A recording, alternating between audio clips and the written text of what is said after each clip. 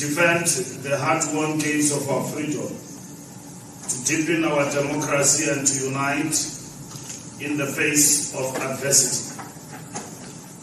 It was in this spirit of vigilance and renewal that the National Working Committee of the African National Congress convened at Albert Lutuli House on Monday, 7 April 2025 to process pressing national developments involving geopolitical conditions and intensifying contradictions emerging within the government of national unity.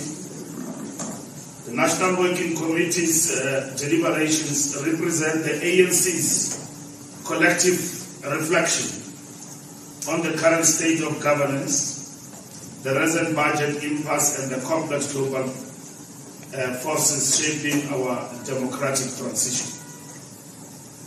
This meeting took place amidst a number of headlines which were misleading. Some. The National Working Committee convenes fortnightly, and it so happened that when we convened this fortnight yesterday, there was a matter of the budget impasse in Parliament. And we need to inform you that the officials of the ANC meet every Monday, not virtually, physically, at this building, on Albert Lutuli building, every Monday. So we didn't convene a meeting specifically to address the impasse of the budget. But because we are a political party that is leading the government of national unity, what happened in Parliament in terms of the voting and the impasse constitute part of our ecological content of our movement. That there's no way that we can have a meeting regular and not reflect on those developments. The NWC reaffirmed the NEC's characterization of the 2024 electoral outcomes as a strategic setback, and the government of national unity as a tactical intervention. While we acknowledge the decline in electoral support, the ANC remains the largest political force in the country.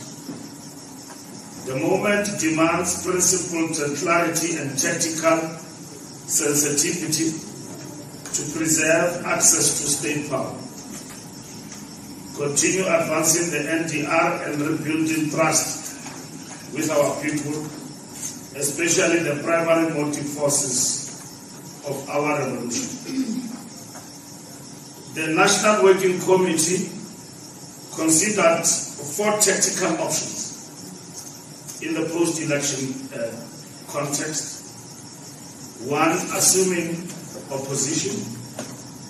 2, entering a grand coalition. 3, establishing a minority government with confidence and supply arrangements. 4, or constructing a GNU. We excluded the opposition benches as they would have compromised the transformation trajectory of the state. We instead opted for an inclusive government of national unity, which in itself means a unity and struggle of the opposites, designed to hold the center, safeguard the state power, and regain public confidence. So the notion that the Secretary General was rebuked by the officials, it's a report of an imaginary meeting that never took place.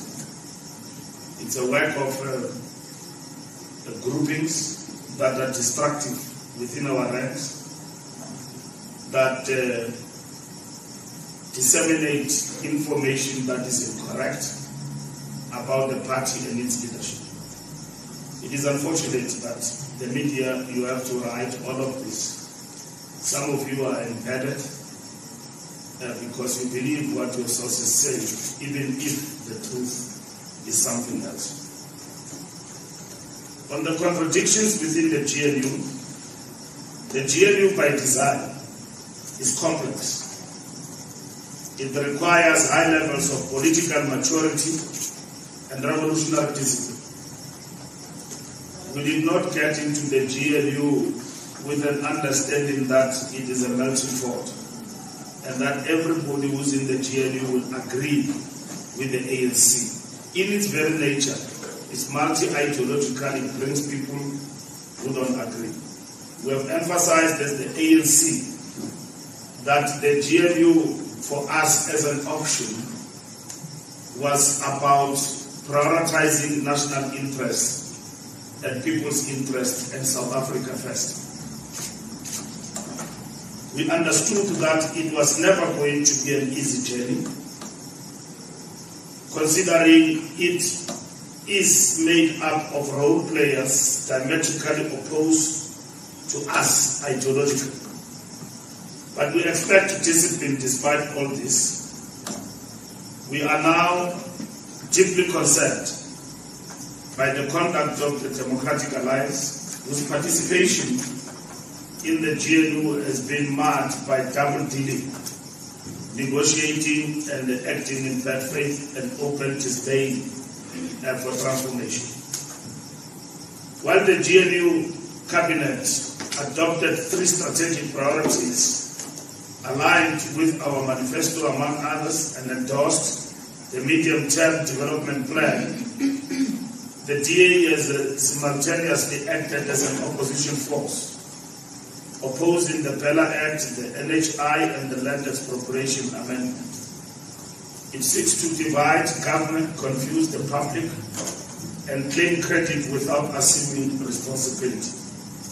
This dishonesty undermines the very essence of collective governance. What do we mean by that? You are part of government, you are part of the executive. You don't represent a political party in the executive. You are running South Africa as a government. And it's a choice that you make as a political party to be part and parcel of government. You equally have a choice not to be part of government. But government is run by rules. And it governs all of us, even those who did not vote for us. Government has got to serve. That is the nature of it. Of course, you might be participating in the government because you want to leverage your participation by showcasing that your ministers who come from your party can do better. Nothing wrong with it. But at the end of the day, government is government. You've got to win debates within the executive. You've got to process your own issues, including policy, within the executive. We are not shocked and surprised when people claim victories that were scored in the 6th administration, in the different portfolios that they occupy, because it is their mission.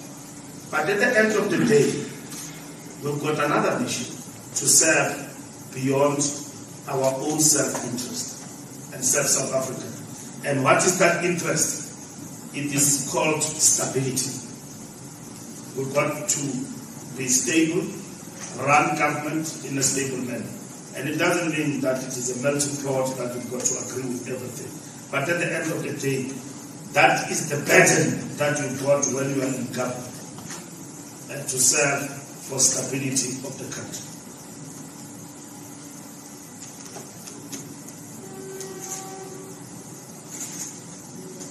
The NWC acknowledged those political parties that rose above partisanship and placed national interest and social justice and economic stability at the center of the deliberations on the fiscal framework. Parties such as Action SA demonstrated maturity and patriotism in supporting the framework on the basis that alternative revenue proposals will be sought, including the replacement of the proposed VAT increase within 30 days. This collaboration repositions Parliament as a site of negotiation, consensus building, and progressive change. They didn't have to agree for the passing of the framework, but they addressed what I was talking about, stability of the country and South Africa first. And it doesn't mean that they agree with the VAT. By the way, all political parties we talk to and engage with disagree with the VAT increase. But it has been very difficult as to where are the sources of replacement of the 0.5 VAT are going to come from. And that is the headache that the National Treasury and everybody is grappling with.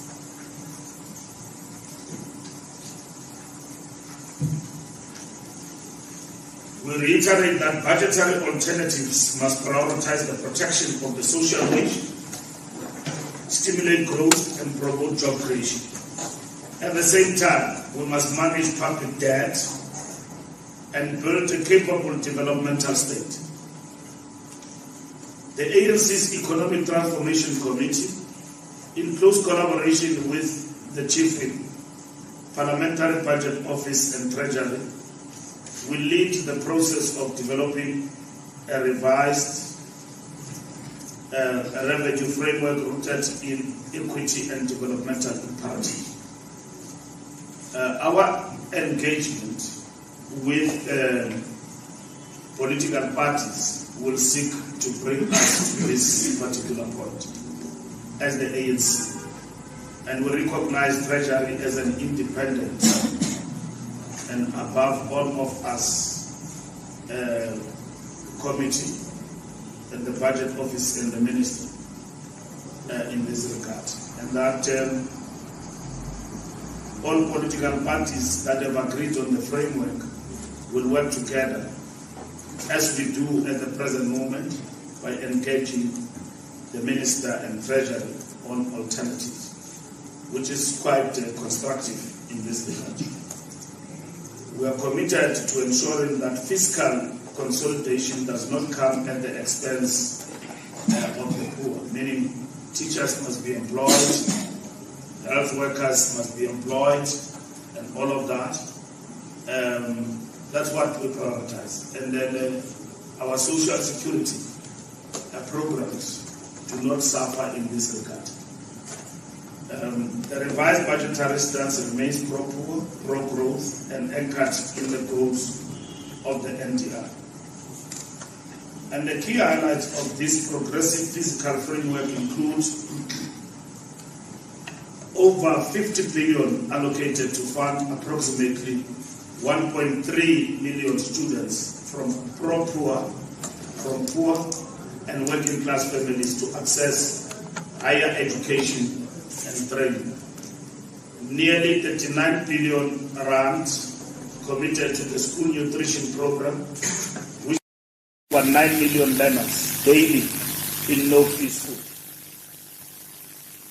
More than 250 billion allocated to social security, supporting over 18 million South Africans through old age pensions, disability grants, and child support grants.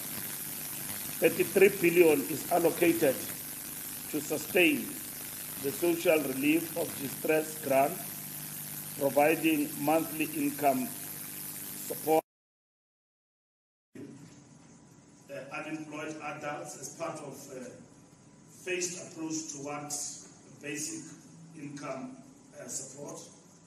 An additional 11.2 billion has been allocated to employ more doctors and nurses to strengthen frontline health services. The Department of Basic Education will recruit over 14,000 new teachers, particularly in under-resourced rural and township schools.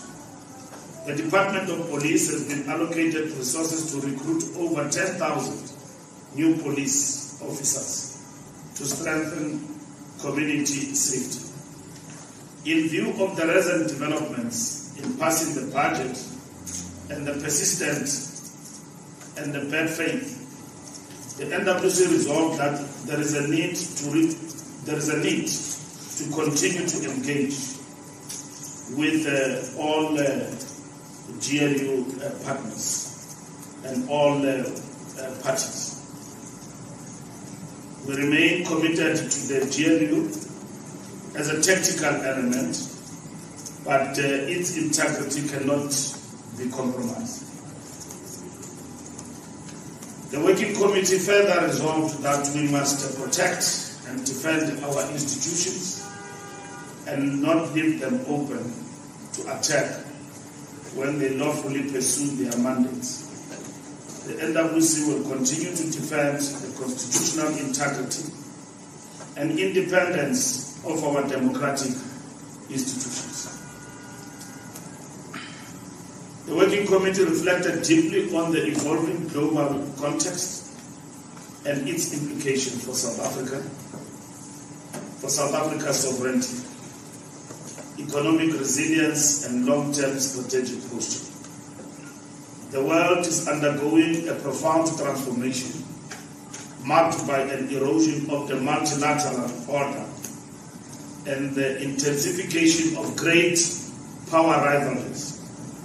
Bilateralism is increasingly supplanting collective global decision-making, and rising geo-economic tensions are producing a world fractured into competing spheres of influence. This global terrain is not only volatile, it is marked by systemic instability, sluggish global growth, escalating climate shocks, intensified geopolitical conflict, and an unrelenting squeeze on developing economies. These pressures are being felt acutely in the global south, particularly in countries like ours, where poverty, youth unemployment, and food insecurity remain structural patterns. At such a moment, South Africa cannot afford elite disunity, factional opportunism, or governance paralysis. We require a cohesive domestic front, disciplined leadership, and revolutionary foresight to navigate this turbulence, these times. The Working Committee cautioned that certain emerging global currents are inherently hostile to the aspirations of the global South and increasingly misaligned with South Africa's principled foreign policy. These developments threaten the founding values of multilateralism, peaceful conflict resolution, respect for national sovereignty, and the right of all nations to pursue development and self-determination. The current international climate has ushered in unilateral actions, including punitive tariffs, exclusionary trade policies, and coercive diplomacy, and that carry the potential to undermine South Africa's economic prospects and strategic autonomy. These actions, while not always stated explicitly, are clearly political in character, and they have impacts on national currencies. They aim to protect entrenched economic privileges, weaponize economic levers, and delegitimize South Africa's stance on matters of global justice, including Palestine, climate equity, and the rights of emerging powers to shape global governance. These actions also represent an attempt to isolate progressive states and discredit the ANC-led government by targeting its leadership, threatening exclusion from key global trade frameworks, and painting South Africa as misaligned with the so-called rules-based order. We are under no illusion this is an ideological offensive against post-colonial sovereignty and developmental statehood. The Working Committee therefore endorses and supports the coordinated approach between the Department of Trade and Industry and Competition and the Department of International Relations and Cooperation, aimed at defending our national interests while avoiding isolation. This includes accelerating negotiations to secure fair and just tariff agreements, diversifying trade partners and enhancing South-South cooperation, deepening regional integration through the African Continental Free Trade Area, prioritizing value-added production and beneficiation to protect the jobs, supporting localization to build a resilient industrial capacity, and reinforcing solidarity among middle powers to resist unilateralism and economic coercion. This period demands more than diplomatic caution. It demands ideological clarity. We must not only navigate these geopolitical storms, but use them to reconfigure our revolutionary posture in pursuit of a more just, equitable, and peaceful global order. Our foreign policy must remain anchored in the ideals of the Freedom Charter, the Bandung spirit, and the unity of the oppressed nations of the world. We owe it to our people to defend their future on the global stage with strategic discipline and unwavering conviction. The Working Committee reiterated that we have a historic responsibility to lead society with vision, courage, and a firm grasp of principle. We will not cede the transformation agenda to those who do not serve the interests of the majority, defend privilege, or undermine the national interest. The GNU remains a tactical instrument, a shield against chaos and fragmentation. However, its sustainability requires honesty, collective discipline, and loyalty to the people's mandate. In light of current developments, the Working Committee resolved that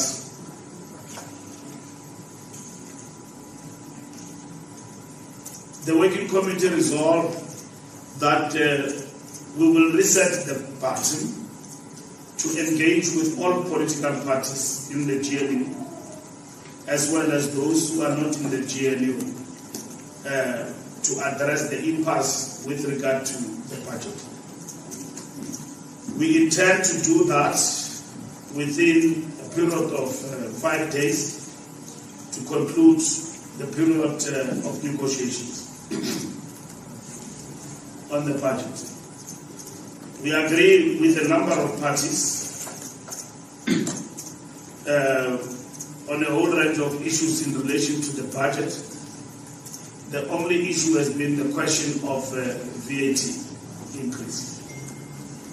The ANC will continue to drive consensus on key pillars of a developmental fiscal policy, equitable and redistributive tax policy, progressive management of debt, and deficit levels, rationalization of expenditure away from elite consumption toward social investment, and the institutional redesign necessary to realize a capable, ethical, and activist state. We will engage with our allies as well. We will engage with business as the ANC on these matters. We will also engage with the religious sector through the South African Council of Churches to share and also to listen to their opinion about the issues we are confronting. And we hope to reach a consensus on the matter of the budget impasse within a period of 5 days, having engaged everybody. As the largest party in government, we want to thank all political parties that have worked with us to pass the budget framework in Parliament. Those who are within and outside the GNU will remain principled on the talks that we had with them, principled and loyal to the engagement and issues that were ventilated in those particular meetings. Of course, we will engage as well with the Democratic Alliance in relation to their own matters and their own conduct in relation to the government of national unity. The negotiating team has been given a broad mandate which will report in 2 weeks to the national officials as well as the National Executive Committee of the ANC, which will be special. Most of you have been asking questions in relation to the future of the GNU. The National Executive Committee adopted the position of the GNU and nothing has changed in relation to that.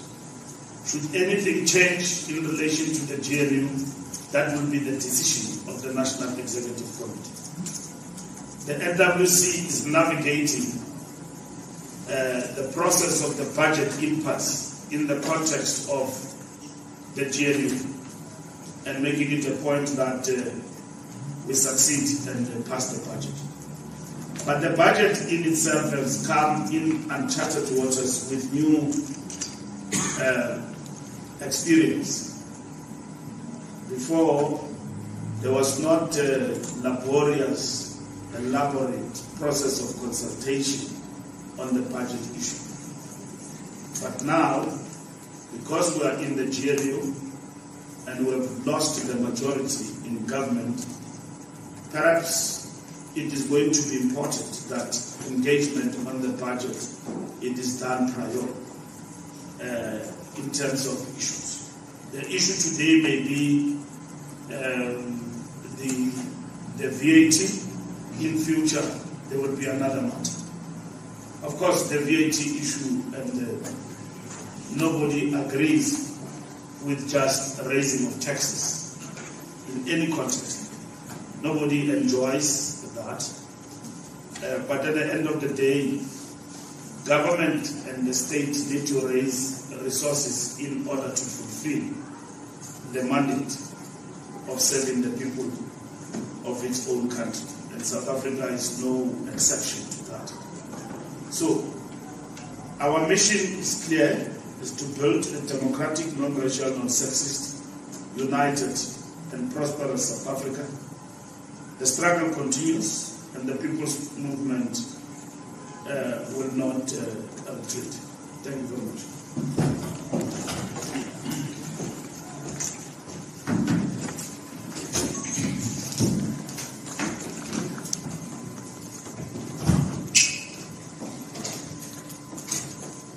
Thank you very much, Comrade SG. Shall we then get to it, colleagues? I am going to take questions. So I will start to the right.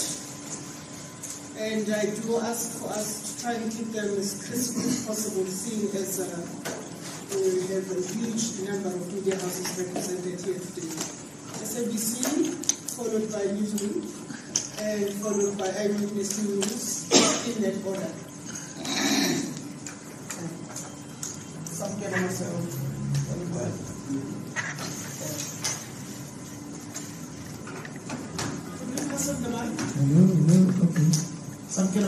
the SABC. Mr. Mbalula, short, sweet, and direct.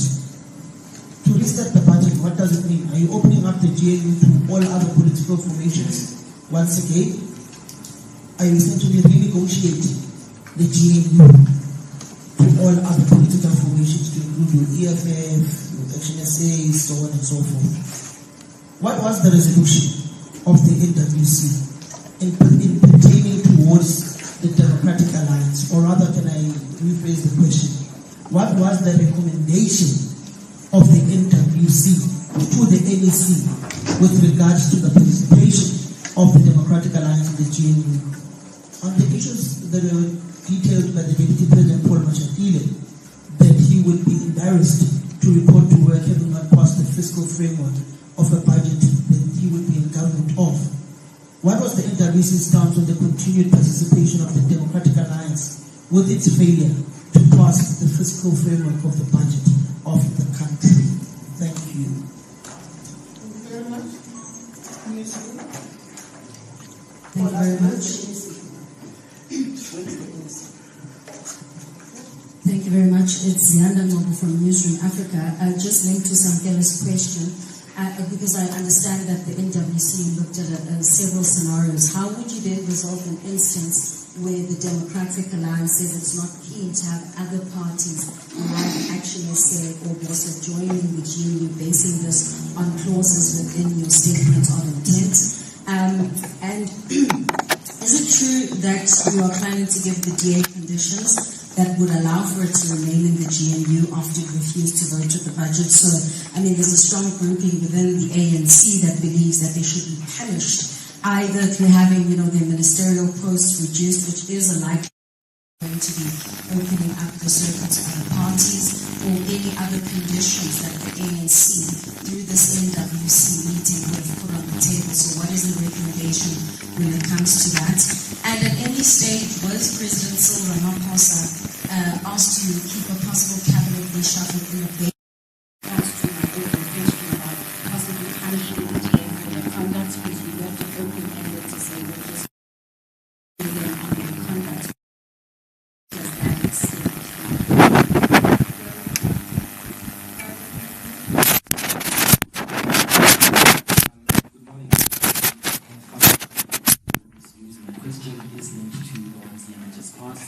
With regards to the conduct or the behavior of the DA, you basically removed them do you expect any of this to ensure that the ANC supports legislation that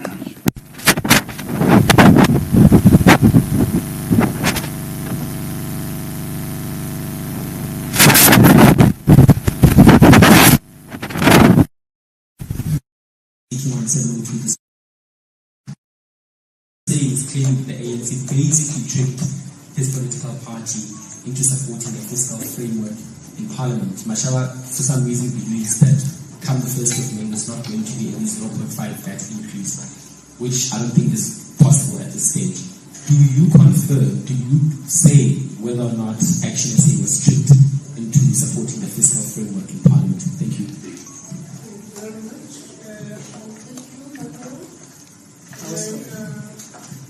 And then a viewer there with that. Is that? No, that's the outcome. Oh, that's fine. Okay, go ahead. Thank you. I'm Dila from ANC. Just around to my colleagues. Esther, you mentioned that going forward you work around the framework for the budget with the political parties that voted with the budget that gave it the go-ahead. What does that mean, given that the Deputy Finance Minister, one of them is from the DA, are you going to exclude them? And then adding on to Ziada's question, could this then possibly see a cabinet reshuffle if you are to exclude the Deputy Finance Minister?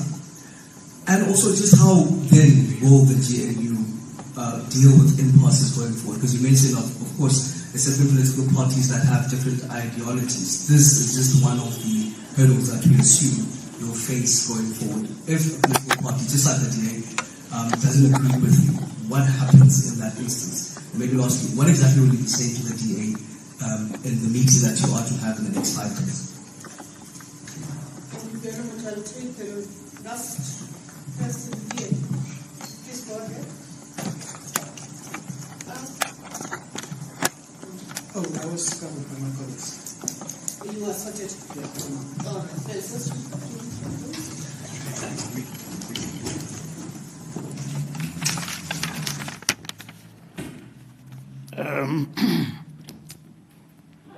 A lot of horrible things have happened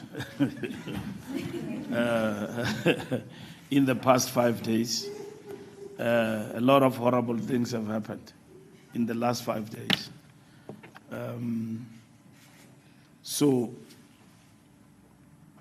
we have not taken a position about any political party in the GNU.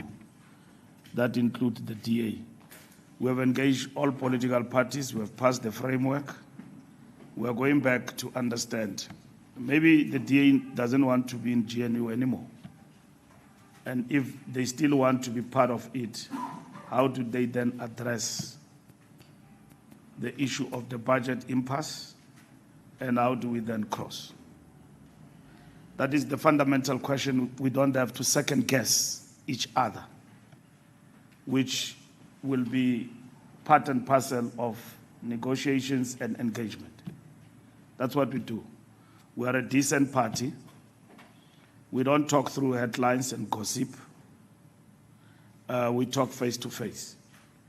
What we want to raise with the DA, we'll raise it with them when we meet with them.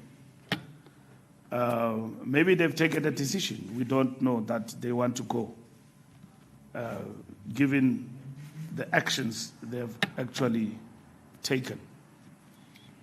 What we have agreed to do is to reset the button by way of ensuring that this GNU going forward has got to be governed by rules, not just the statement of intent. What rules govern us as members of the Government of National Unity? The fact of the matter is that the ANC does not have the absolute majority to govern. It works with other parties as the largest political party. So you have a responsibility to listen and engage with them. When is the NEC? The NEC will sit at any given time, and we will announce when such date has been agreed upon.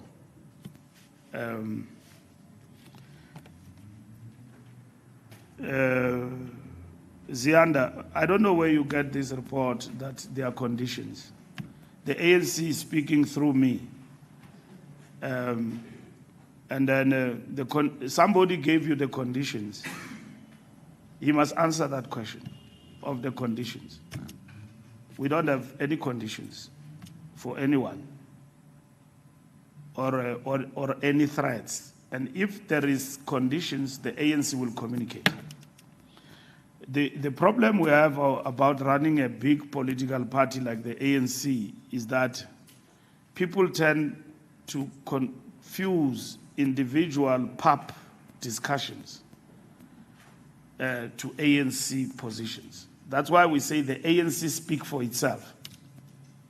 And the ANC is speaking now. And the ANC is telling you that it's going to engage with everybody, including the Democratic Alliance, including about their posture. We don't know. They might have taken a decision to leave Government of National Unity and to stay. And if they decide to stay, how do they stay? Probably. How do they stay if they decide to stay? So we'll get it from them. And we have explained that the ANC is committed to the Government of National Unity. We have got no position to shift to supply and confidence. And probably we can have that with other political parties that are not part of the GNU. Once we engage, we'll understand where others stand beyond the budget impasse. So we don't have any conditions for that matter. What we know is that there is a budget impasse and the DA took a particular stance to oppose it. And then you don't just oppose and end there. You oppose and what next? You want to stay? You want to go? You know, my friend in America, Brandino Hood, has got that song, Should I Stay or Should I Go? You know, it's a very nice song. So the question is, if you stay, then what do you want? The ANC is very clear. Expropriation Bill, Bella Act, NHI are here to stay. And when we're negotiating, right at the beginning, we didn't say when we're negotiating, that the bills that have been passed by the National Assembly before the President should be reviewed and should not be signed. We don't have that agreement. The President has signed bills that have been duly passed by the National Assembly and the Council of Provinces. And then he signs them. And there are many before him. And those that are unconstitutional, based on the advice that he gets, he sends them back to Parliament. So these bills, there's nothing unconstitutional about them, and that's it. And we've got to address a number of issues. People have gone to court on the budget impasse. So we've got to address those issues on the table. Now, you want to accuse the ANC that it has chucked people out of the national cabinet. You are not saying that, but you are getting there. And you are interested to know what is the ANC position, and you want the ANC to dismiss anybody. Not the ANC. By the way, it's the prerogative of the president to dismiss people. That's what you want. Of course, you've got the right to do that. If I'm president and I've got ministers who are a law unto themselves on the basis of a political party affiliation, I've got to make up my mind as the CEO about how do I address this kindergarten in my cabinet. And that's what the president will apply his mind on. And he will engage with his ministers about their conduct. Because at the end of the day, anarchy must stop. It cannot go unabated. And then you cannot have them both at all times. That this side you want to be dominant, this side you want to be dominant. If you want to be dominant, then win elections outrightly and impose your wish and your will on what you want to do based on the will of the people. And like the Freedom Charter says that no government shall claim authority unless it is based on the will of the people. No government. The ANC cannot be reminded from time to time that it does not want power. We have not won power, but we are the largest political party. And we work with others in that context. So, Zianda, if any reshuffle were to happen or is put in abeyance, we are not aware of that. The president has not told us that he wants to reshuffle or change government. We're committed to the GNU, and the GNU is not the DA.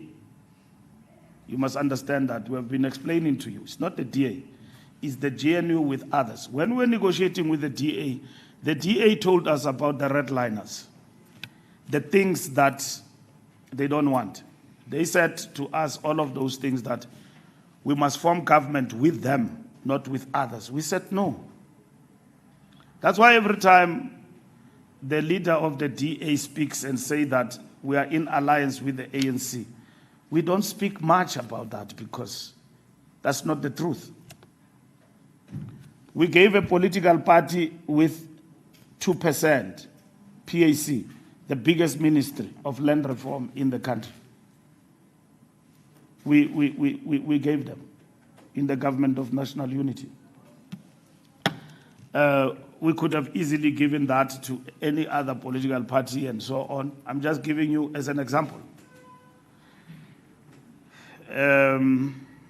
So it is a GNU, and that is the option we have adopted, and it has been a choice that we have made, and which has proven to be correct. If in the process there are people who misbehave and define themselves outside government, then it is their choice too to do so. But we are advancing stability for the country, and that is what is important to us. There are many people who gave us redliners, and others keep pronouncing themselves in public on daily basis. That's their problem, and that is their choice at the end of the day. Eyewitness news. Have we tricked Action SA? We are not tricksters. We don't trick people. We engage with Action SA. They raise their issue in relation to VAT, that they don't want VAT. That's not tricking anyone. We will engage honestly with Action SA and all other political parties that have passed the framework about the way forward. We've got our own position as the ANC, which we will not pronounce for now, up until we engage with all political parties.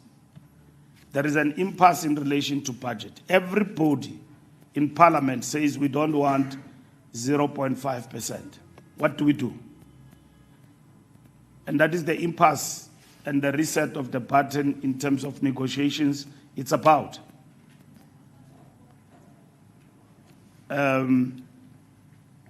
So that is what these negotiations is about, Samkel. It's about the budget impasse and the suggestions that political parties are making on the table. So we're going to be talking to them because we need to pass the division of revenue and the appropriation later on. So we can't do it on our own. We've got to talk to others. As a political party that is the largest in Parliament, we've got to talk to everybody, including the DA, about this past week and the way forward. That's what we're going to be doing. ENCA cabinet reshuffle. Cabinet reshuffle is the prerogative of the president. He has not raised that with us even in the meeting. He has never done so. He engages with the officials. That is it. If it has to happen because other people are leaving, the president will have to apply his mind and then consult us later on. And after talking to his ministers in government about their conduct and all of that, and he feels that he's got to take steps, he will talk to them.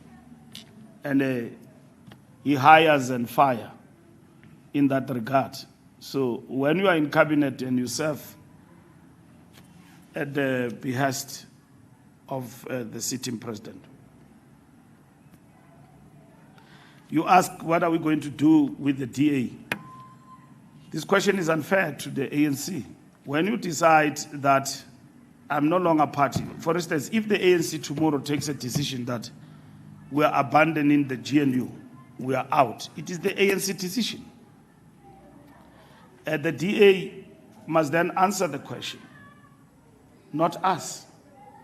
Like you say, Deputy President Mashatile is correct.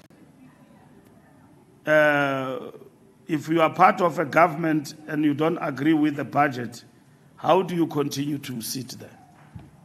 It's a logical question that the political party concerned must actually answer. Because I might say that I don't agree with this budget, 0.5 or whatever, for the following reasons, and I'm going. And then when you are gone, we will close the door, sit down, and decide. What do we do? Who comes in after you have left?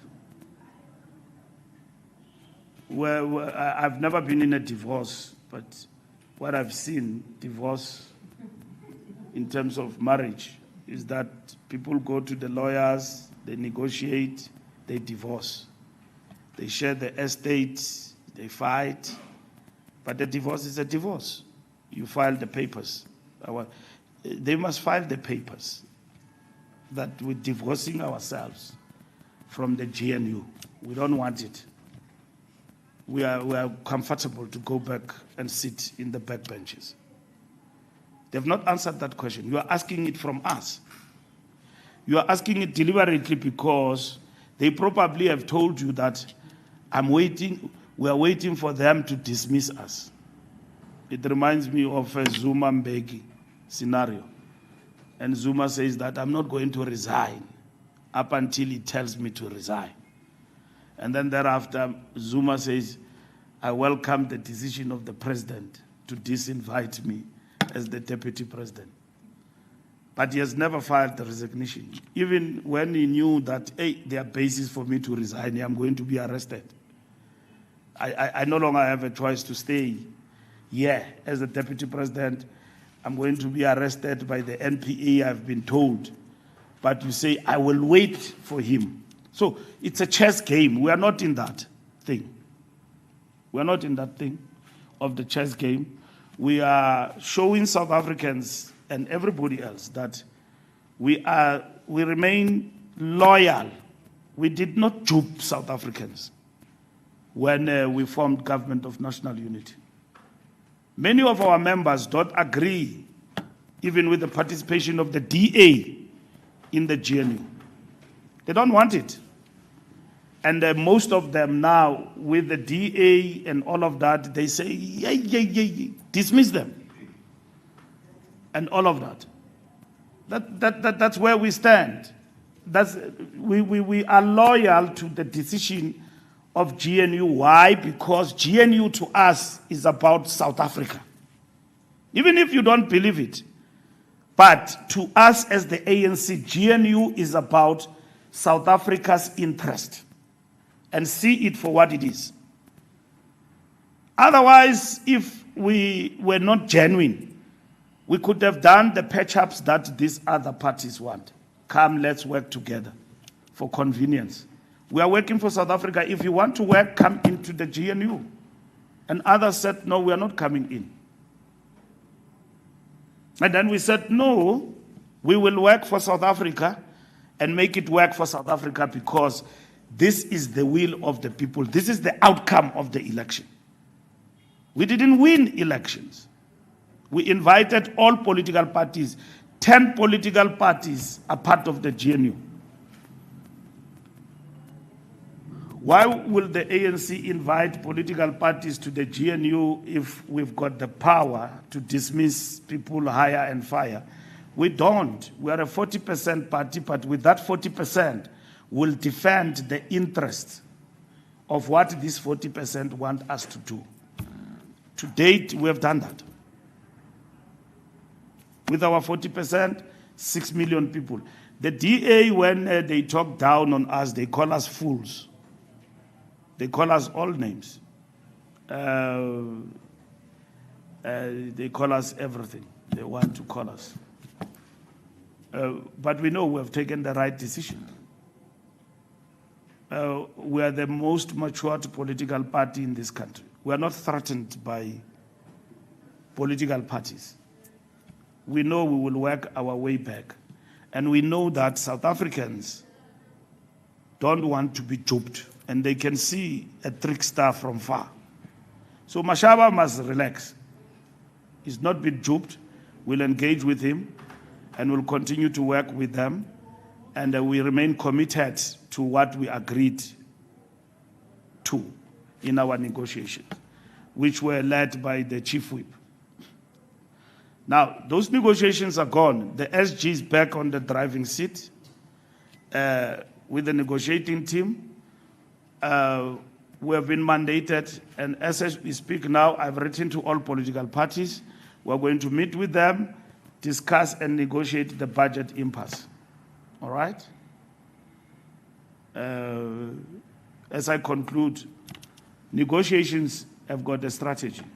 And what you employ in terms of your strategy is your business, how you do things. So you do have a back channel. You do have the front door. You use everything. at your disposal to negotiate with political parties and eventually come to a conclusion of your discussions. So the Secretary General of the ANC reports to the officials, report to the NWC. After the NWC, report to the NEC.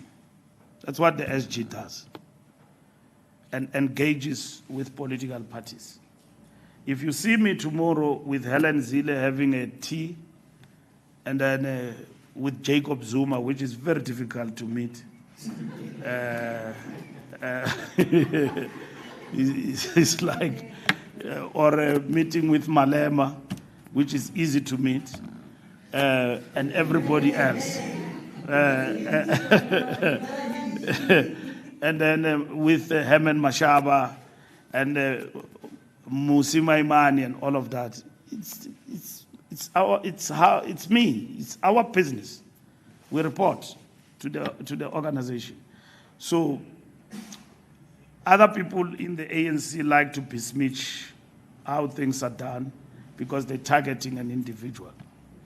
And you as journalists, you write about those things, including the misinformation that the SG opens a parallel process of. How can I open a parallel process over a process I'm in charge of? I'm in charge here. I'm running this. Does it seem like Luthuli House is falling apart? It's not. I'm in charge here, mandated by my collective. I report to them every Monday without fail. Every Monday, I report here on duty. I report here to the president, deputy president, I report to them. Okay? If I send Mahlengi to go and meet so and so, it's my business in the negotiations. How I do that business and arrive at decisions, the fact of the matter is, this is the center, and the center holds. And every one of these people report to the center, and that's it. So those who want to besmirch Mbalula for whatever reason, they go and lie to the journalist, and the journalist write that Mbalula is running an underground mission. I don't run an underground mission here. I run proper stuff, proper. And I engage with anybody through whatever channel. Whether the channel is at the back or front, it's a channel of engagement. And now I've announced to you that we're going to be talking to all political parties. We'll report back to the officials. That is our mandate. We have a mandate to engage. It will go up until Easter and beyond. But we can assure you there is no crisis. We'll cross. We will cross this hurdle, and the budget will be delivered. And we will work with all South Africans, irrespective. If you want to ask about the DA and their fate and future in the GNU, start with them. They have taken a decision that have got implications about their participation in the GNU. They must answer it. You can't have a pudding and you don't eat it. Eat your pudding. You decide. If we decide that we no longer want everybody and all of that, we will tell them. Duly so that, hey, we don't think coming together in this GNU with you is helping. But remember, you don't have to think about your political party only. But if you have taken a decision that you are going to use GNU to advise your interest, you will make mistakes.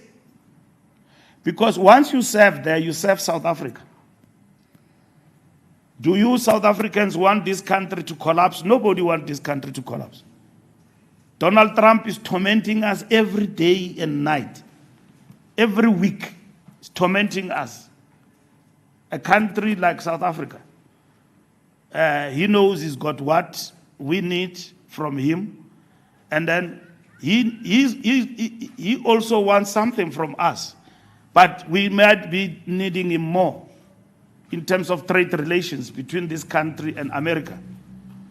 And don't hide it and try to behave like as if we don't need America. We need America. For South Africa to survive in the trade and global sphere.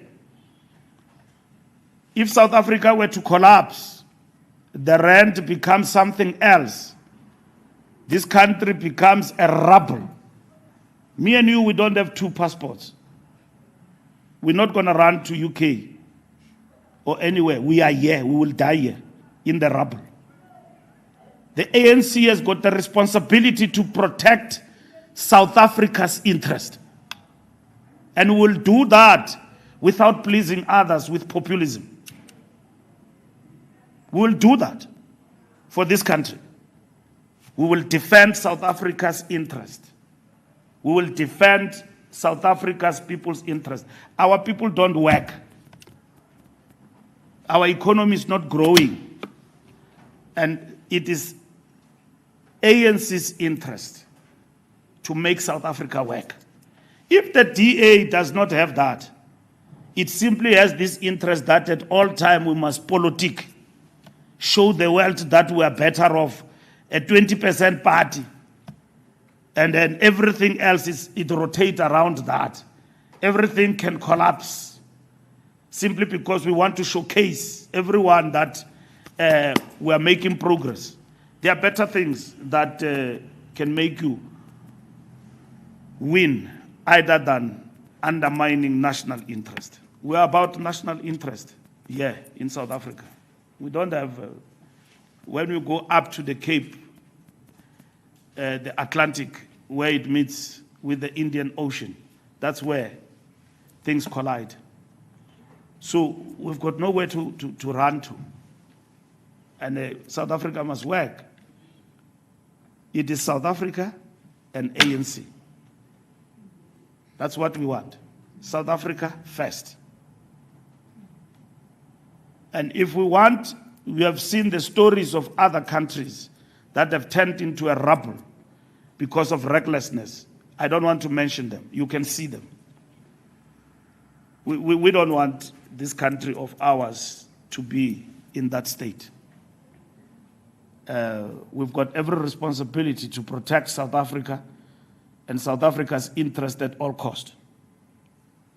And that's what is important for the African National Congress. So the budget will pass, working with others. We'll negotiate, we'll engage, as we have been doing. And once we come to a common approach with the majority, we will pass the division of revenue and appropriation, and South Africa will be on its journey. And that's what we want. And that's what we're going to do in terms of engagement. We can't answer questions for other political parties. They must answer for themselves. And equally, when we meet with them, we might answer that question. We might ask that question to them. But we respect everyone we work with. We are not disloyal. We are not tricksters. We are, even though the deficit is too high in terms of trust, we are on the journey of regaining that trust from our people and everybody we work with about the difficulties that we face as a country. Thank you.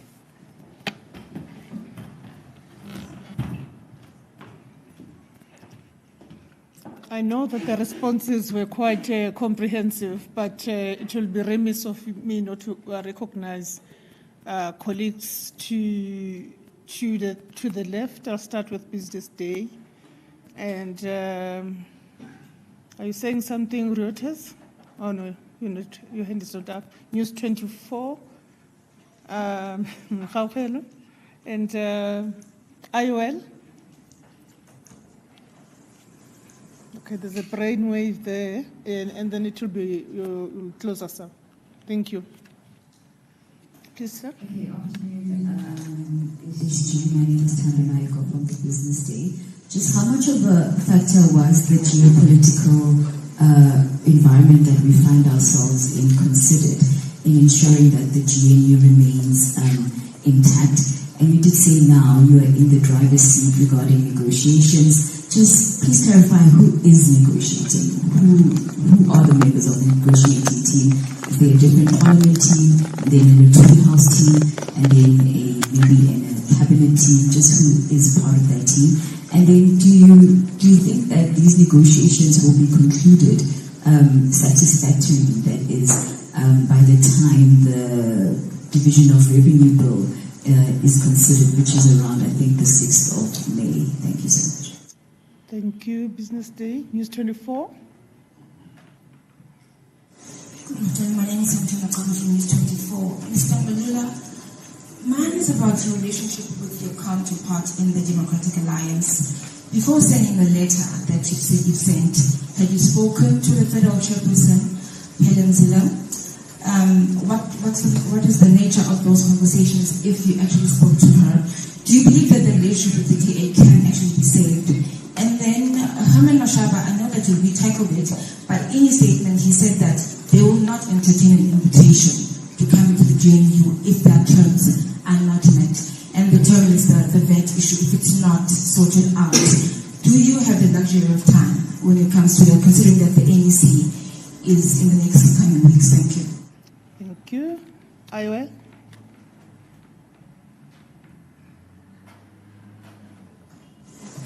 Yeah, good afternoon. My name is Kabaro from IOL.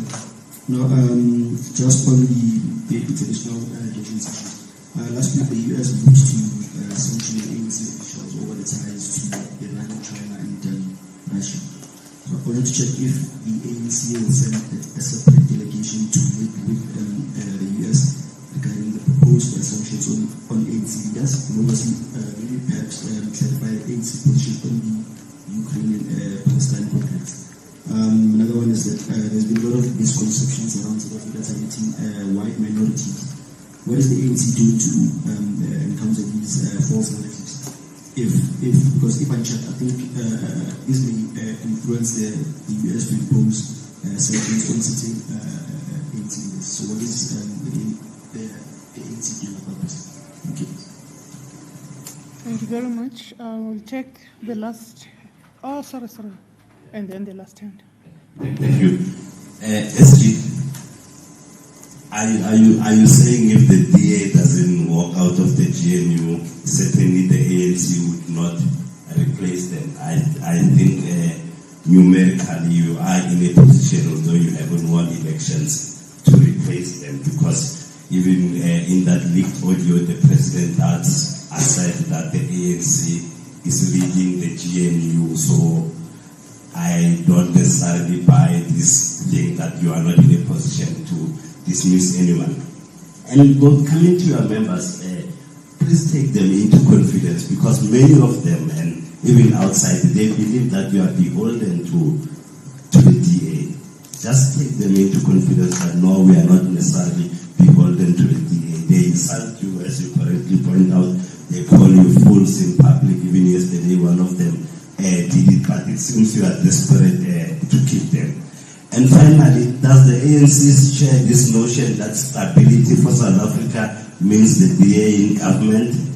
That the rent taking a knock recently is because of uncertainty over the DA's future participation in the GNU? Is that why you are keeping them in the cabinet, even though they are voting against you and even litigating against the very government that they are part of? Thank you.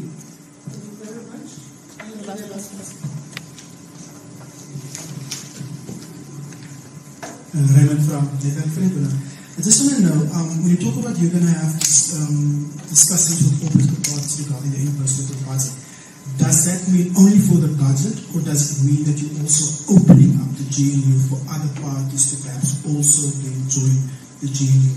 And also, what are the rules to kick out a party out of the GNU and also to invite a party into the GNU? Thank you. Thank you very much, SG.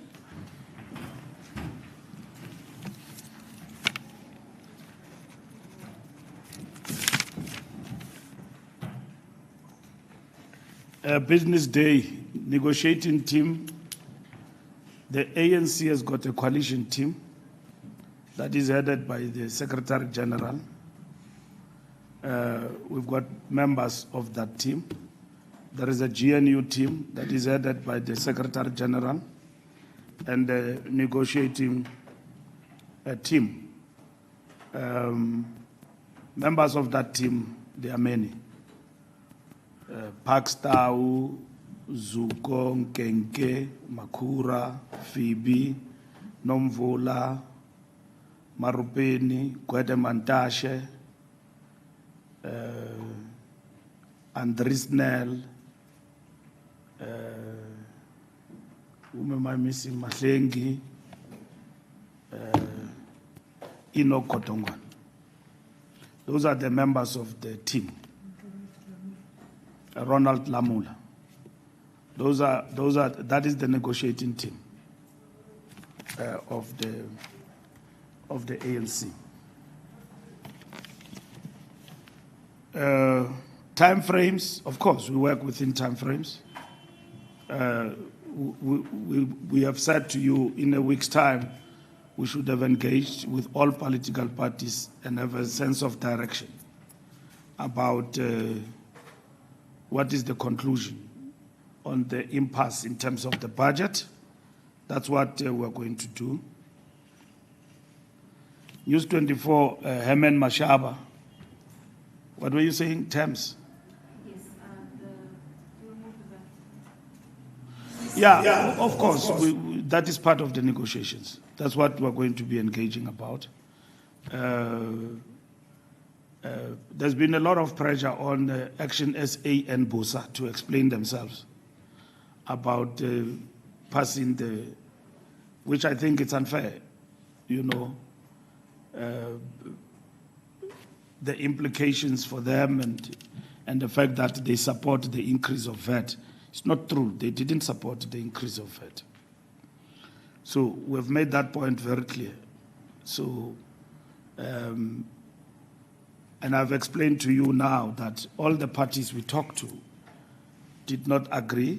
Others understood. We moved from 2% to 0.5%. So if we were to totally take VAT out, where will we get the money? Reprioritize. So the ANC says in its statement of the NWC, because what it means is that austerity kicks in. It means your priorities in terms of what constitutes pro-poor will then suffer. So all of those must be addressed. Where will the Treasury get the money from to address the shortfall in the budget? From where I'm seated, I know that Action SA have made a grocery of proposals of where the money should come from in terms of this. The DA has been shifting goalposts. Now want us to debate and agree on issues that, in our view, do not affect the budget. We can engage continuously on those particular issues that they are actually raised. Operation Vulindlela, wanting a particular person to lead that and all of that, and then look at the spending. That is the matter that is being attended to in government. Dissolution in terms of the passenger rail and all of that. It is addressed in the rail policy of this country. So the question is, how do we go about that? Concessions for Cape Town Port and Durban. Those are the issues that they are actually raising. Now, those matters cannot make us not to pass the budget. They should be negotiated and engaged and be resolved in the context of governance going forward. We have seen this submission made by a senator or a Republican person in the capital on the bill to sanction South Africa and in particular ANC leaders. The ANC will pronounce with regard to that. Obviously, we are not in favor of that. There's no basis whatsoever to sanction ANC leaders on the basis of what I've read in that bill. I think that is fishing and creating a false basis for sanctioning individuals.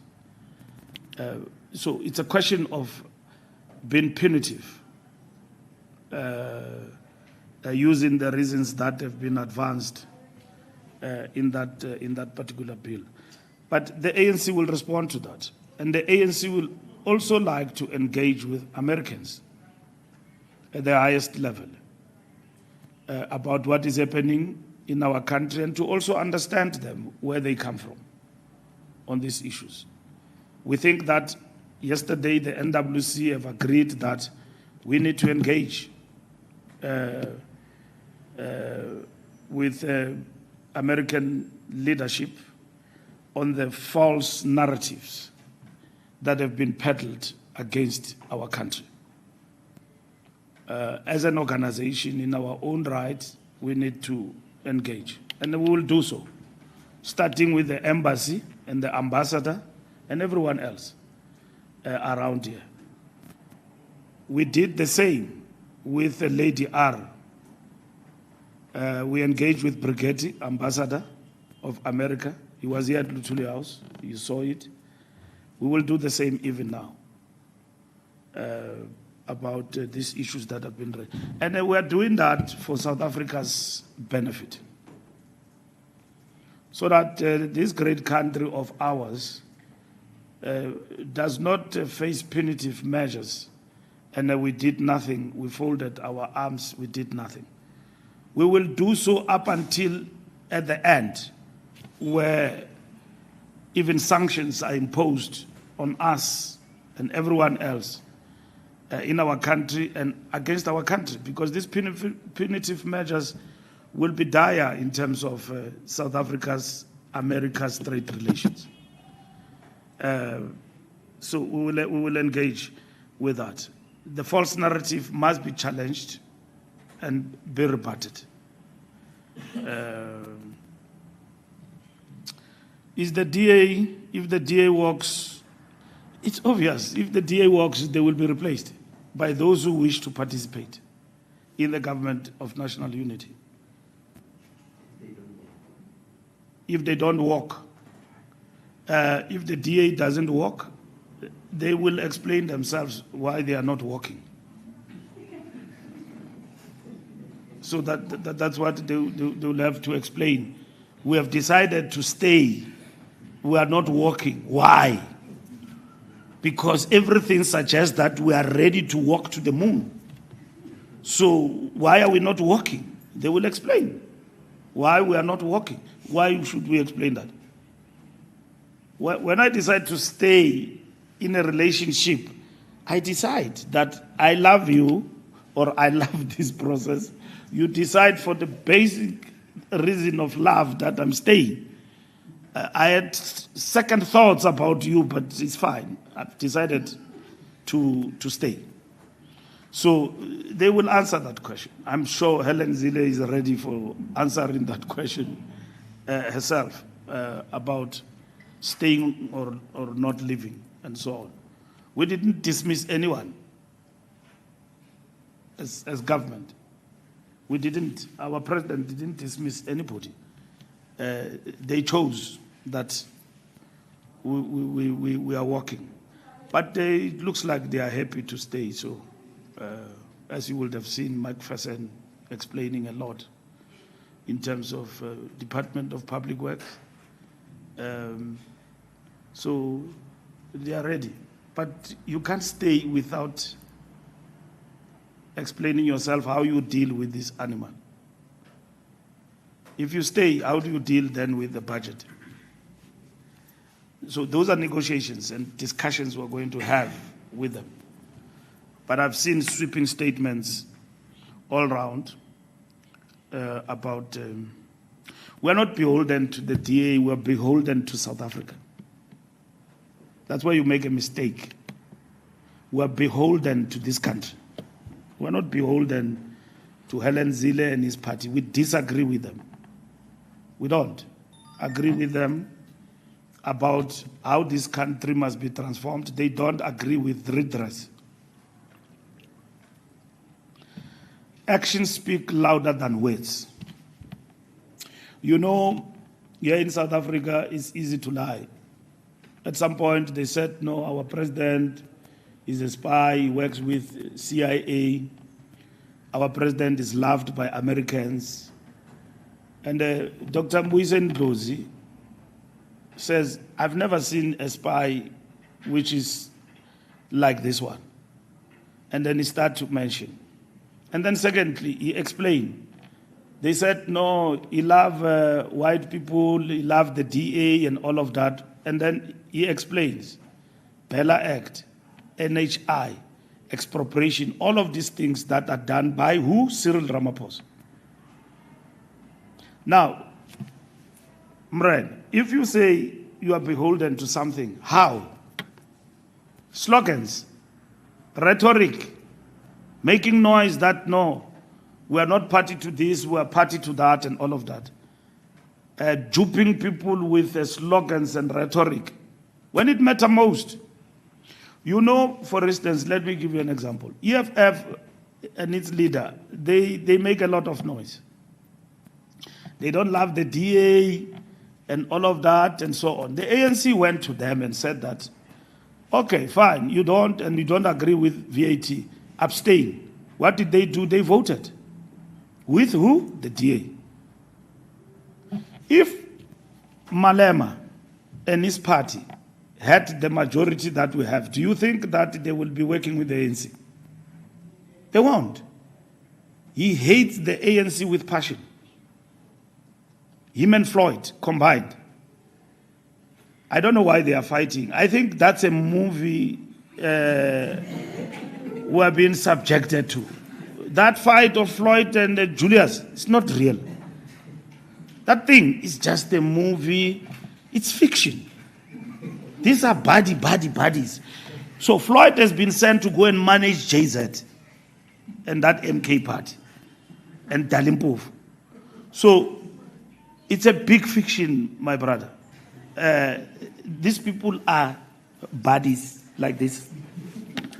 They are together. So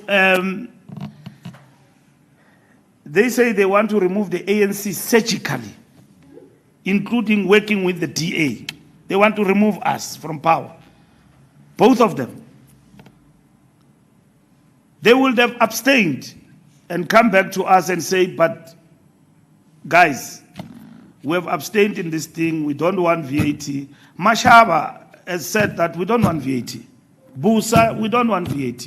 Anyone said so. Even our allies, COSATU, Communist Party, everybody. I'm not sure about the Communist Party these days, but they also oppose to VAT. The worker unions in the country, Bovavi and so on. We went to Parliament, vote for the framework. They are there, fighting. DA says they are going to court to challenge the budget. All right? DA, you are asking me that they are in government. They went to court to challenge the budget. How do you do that and still remain on the other? Now you want to blame it on us. These people are marching on. It's just a matter of pronouncement that we are gone. But they've long taken a decision to leave. Now, they go to court. Malema supports them to go to court on the budget. He doesn't even tactically retreat from that. And then he's duping South Africans that, no, he's anti-DA, and then they must leave, and then this and that. We are not kids. Maybe they're in EFF where they meet. They can dupe each other there. Not Tina. DA says they don't want MK and EFF. When the opportunity comes, they vote together. They didn't abstain because these ones are in. They left the GNU and went to join MK Party and EFF to vote against the budget. Where is business in that? I see the letter the business have written to John and our president have responded to that.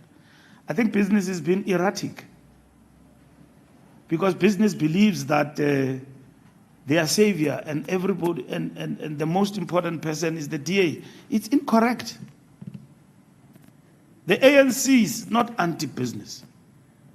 We have issues with business. Our strategy and tactics is very clear. Our relationship with business is unity and struggle of the opposite. What does that mean? It means there are things we agree on to move the country forward. There are things we don't. We are not a socialist party. Neither are we a capitalist party. We're advancing mixed economy. Study the ANC properly to understand. That's why people have failed, even the group of 8, because they wanted to transform the ANC and make it a socialist party, and we expelled them. This notion that the ANC must change overnight and become a socialist party, it's incorrect. It's a reductionist, it's a distortion of the African National Congress. People who want to become socialist and communist, they've got a party, Vanguard, which is now going to contest elections, called the South African Communist Party. They must join it, legally so, not underground, and fight for socialism, distinctly. The Communist Party is only that they said that the road to socialism cannot go without combining with the National Democratic Revolution, the NDR. NDR is primarily about resolving the national question. So we know what we stand for as the ANC, unlike all these political parties who don't know what they stand for. And then they are in a marriage over a budget with the DA. They console themselves that, no, we are not. We're doing this against the ANC. So any opportunity they will find, they will work against the ANC. We are not beholden to the DA. We are beholden to South Africa. That's what we are beholden to. We don't want to turn this country into rebels. We are transforming a country within a capitalist mode of production. That's what you need to understand. We're doing these things that we are doing for our people, and we are still advancing, and we have not arrived within a capitalist mode of production in South Africa. And that's what we need to understand. We are not beholden to anybody, not beholden to the DA, anyone. It's just that those who are doing cheap politics, they like to throw this thing at us that sisebenza ne-DA. We're not beholden to the DA.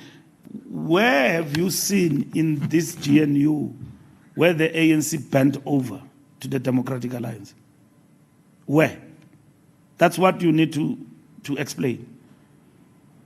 We are in this soup of GNU because we did not win the elections. We invited everybody, and those ones who are making noise every day, they said they are not going to come in, the GNU. And they used the reason as DA. Okay, you don't like the DA? We go there in parliament and vote. Who do they vote with? And you interview them every day, but you don't ask them this question. I don't know why, but you don't ask them. Why do you work with DA to stop the budget when you had the choice to abstain? You can't work alone in that parliament. You work with others. MK Party, DA, EFF became great friends overnight without talking to each other because everything but ANC. So they agreed there in Parliament. So if it was the ANC, you were going to... Julius and his party worked with the DA here in Johannesburg and voted for them to govern Johannesburg, including working with Mashaba as a DA leader here in Johannesburg, even in Pretoria. We went to them with a cap in their hand, and then we said to them, let's work together. They refused. They must know we will never beg them for anything this time around. They come in the GNU, they can make many pronouncements. We will never beg them for anything. EFF and that Mkhonto is a Zuma party.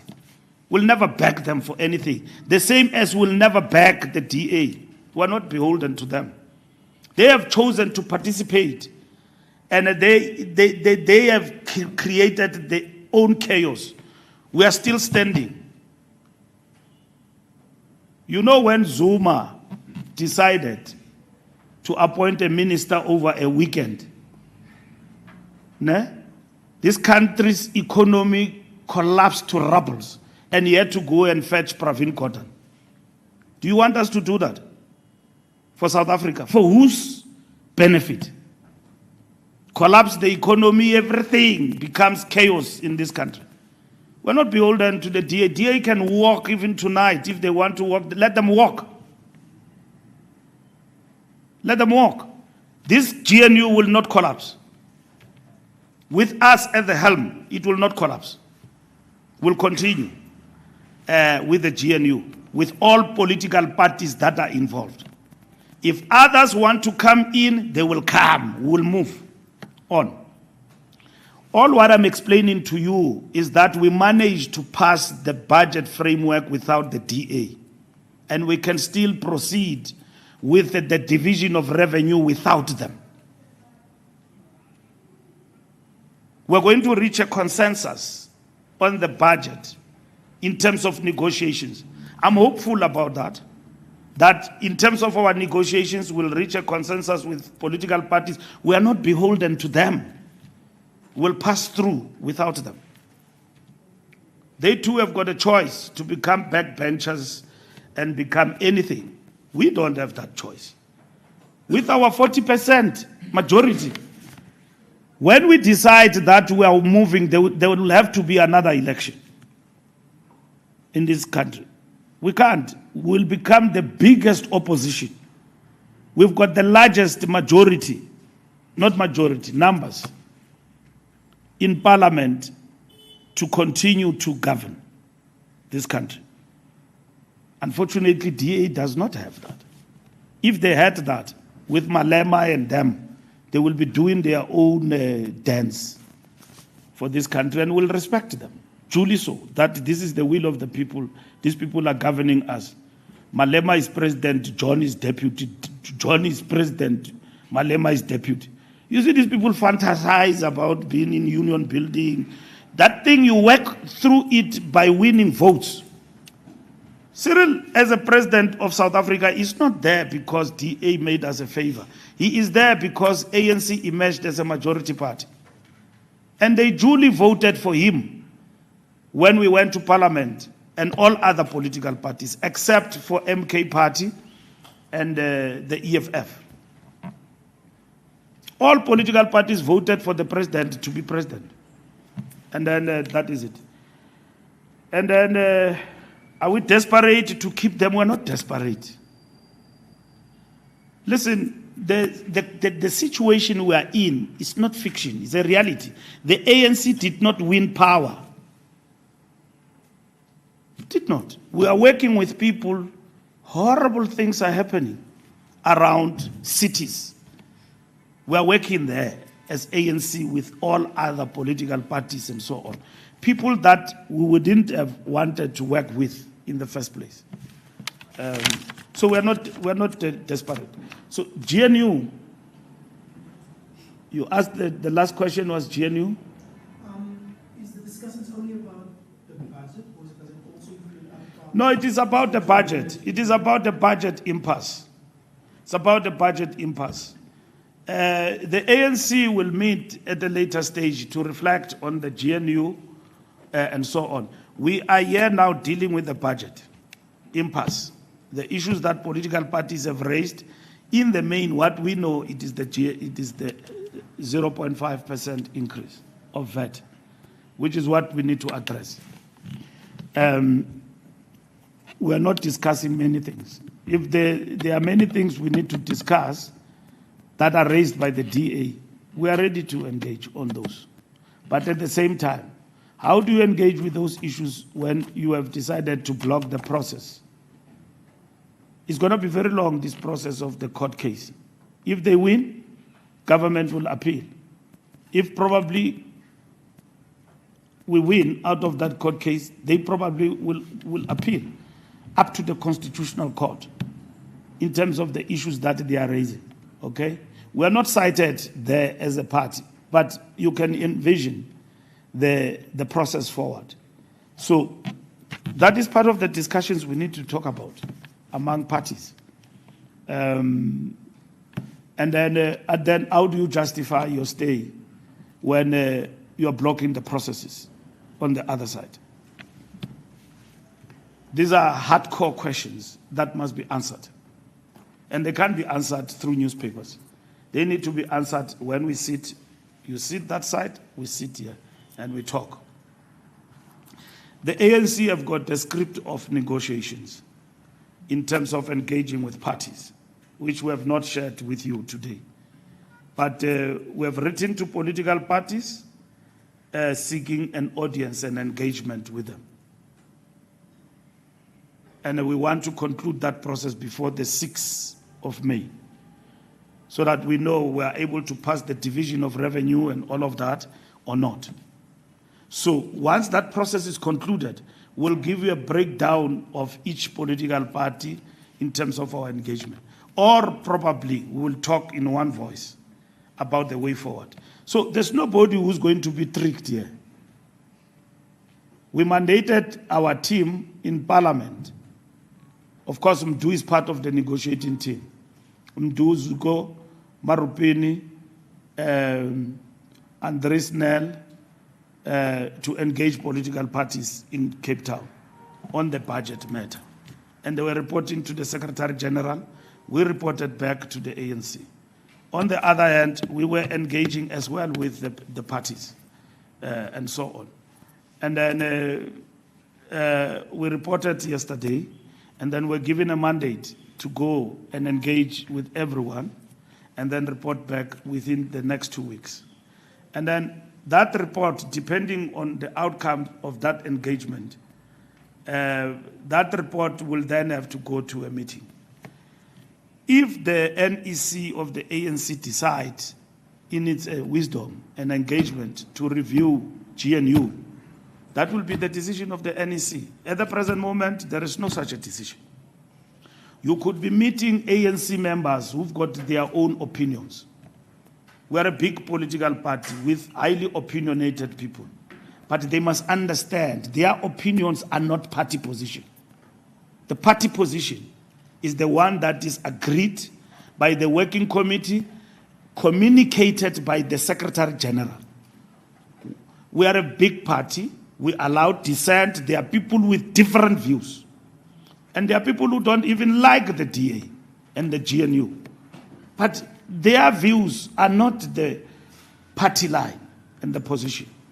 You must know, as you engage with your friends in the ANC, some are sharing their opinions, some leak information to you, and we're not blaming you as the media about that. We're not fighting with the media, we're not at war with you. The problem is with us. We know that there are people who are giving you information about the ANC. And it's not your problem. They are your clients.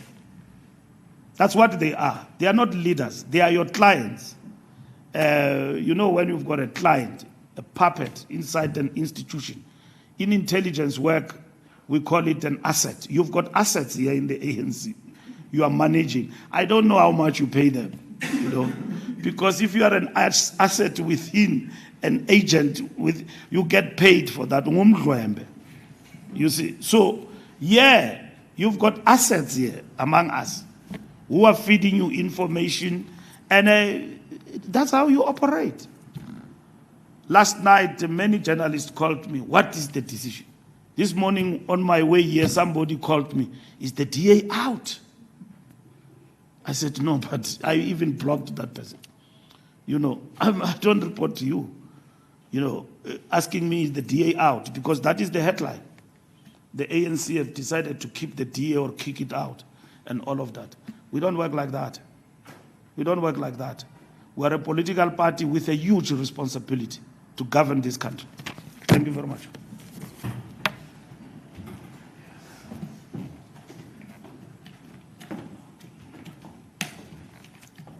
I'd like to thank the SG for responding to all of your questions. At this point, we are adjourned. Those who wish to do follow-up, you will find us here. Thank you very much, colleagues. Have a good afternoon.